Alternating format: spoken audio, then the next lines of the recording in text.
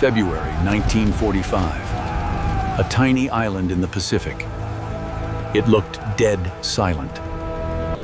The sand was black, soft. It swallowed their boots with every step. No gunfire. No enemy in sight. The Marines thought it would be easy. They were wrong. Beneath their feet, 21,000 enemies were waiting. General Kuribayashi had a plan. Do not fight on the beaches. He built a city underground, 11 miles of tunnels, impossible to see from the air. He told his men to wait until the beaches were full. Then he gave the order. The ground exploded. Nowhere to hide. The sand offered no protection. It was a slaughter. But the worst part? The enemy wasn't in front of them. They were everywhere. Spider holes. Invisible trapdoors in the grass. The Marines were shooting at ghosts. You can't kill what you can't see. The entire island was a weapon.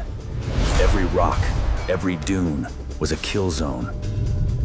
Bullets were useless against concrete and rock. They needed something stronger. Liquid fire. Gelatinized gasoline. It didn't just burn. It sucked the oxygen out of the air. It suffocated them before they burned. Step by step, cave by cave, burn it all down. By sunset, they thought they had won a foothold. They thought the worst was over. But looking down on them was the mountain. And it was just waking up. 550 feet straight up. A fortress of volcano rock. The mission was simple. Cut off the mountain, climb it, kill everything inside. The climb was hell. For every step up, they slid 2 steps back. Tanks fired from below, trying to smash the cave shut. 4 days of crawling, blasting, burning, inch by bloody inch. February 23rd, they reached the rim of the volcano. They raised a flag, a signal to the ships, a signal that they had won. Cheers erupted from the beaches. The mountain was theirs. But the cheering stopped fast. They had taken the tail, but the dragon's head was still alive. They turned north, leaving the black beaches for the gray rocks.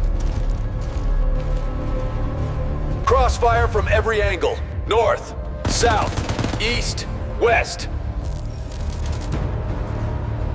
Tanks were blind. Mines waited under every rock.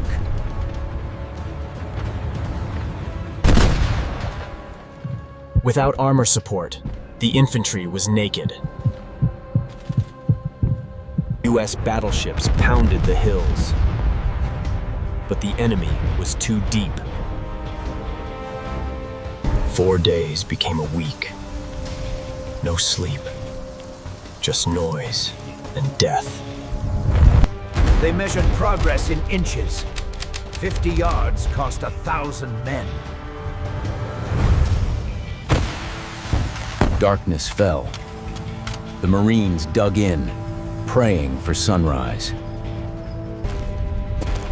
Because at night, the underground city opened its doors. The nights were worse than the days. Flares drifted overhead like ghosts.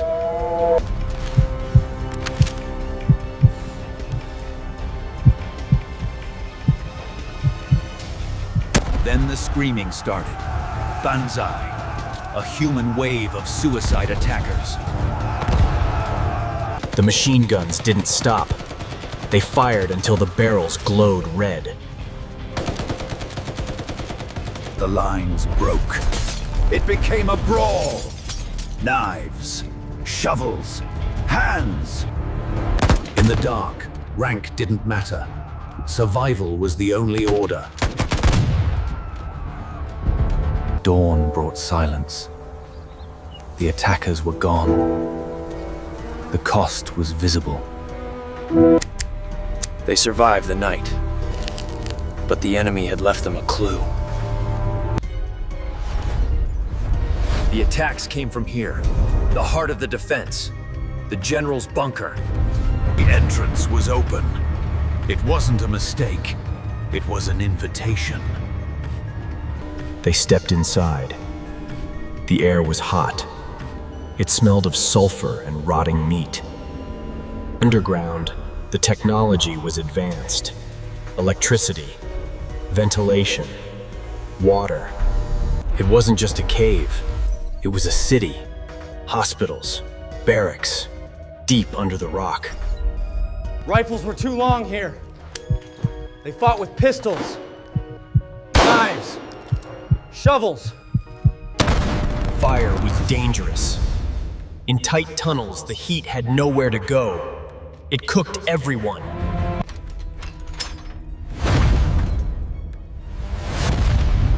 Sometimes they could hear the enemy breathing, just inches away. They pushed deeper, towards the center, the General's command post. Trapped! Buried alive! The door was solid steel. It wouldn't budge. Panic is death. They needed a plan. They found one air vent. The chimney. A vertical shaft, 50 feet straight up to the surface. It was tight, dark, and the enemy could be waiting at the top. Look out! From above! Death! Drop down! Grenade! The blast shook the earth. They thought they had escaped. But maps don't lie. They had surfaced, right in the kill zone. The enemy charged! Not to capture, to kill!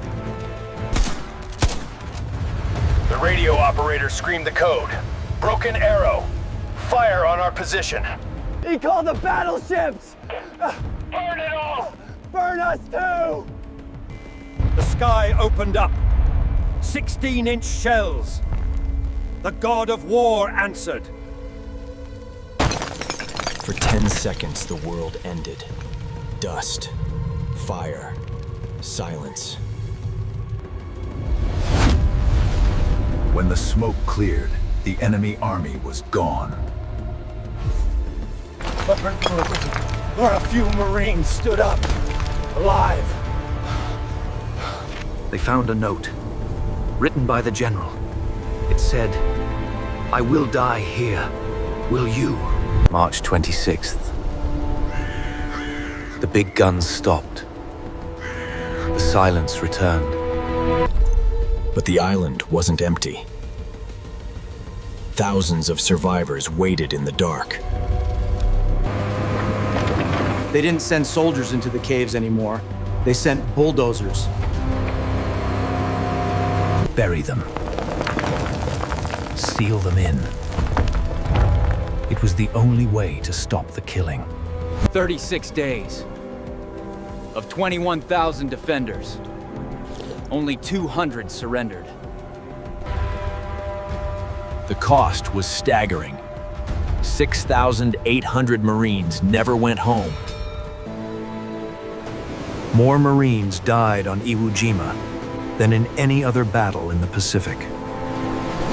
They searched the final bunker, looking for the mastermind, General Kuribayashi. They found his medals, but his body never found. He became part of the island. Why did they die? The answer came from the sky. The B-29 bombers. IWO JIMA was a life raft, a safe haven in the middle of a deadly ocean. The first damaged plane landed on March 4th. The pilot kissed the ground. By the end of the war, 2,000 emergency landings, 24,000 airmen saved. Today, the island is silent. The sulfur still smells. The iron is rusting away. Enemies in life, neighbors in death. The sand claimed them all. General Kuribayashi's trap failed to stop the Americans, but it changed warfare forever. IWO JIMA kicked open the door to Japan.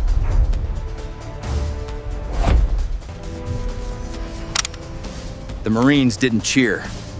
They cleaned their rifles. They knew the pattern. Because 300 miles away, a typhoon of steel was forming. The Iron Rain.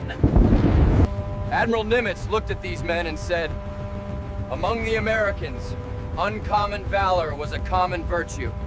IWO JIMA remains there, a black tomb for 28,000 souls, silent, eternal.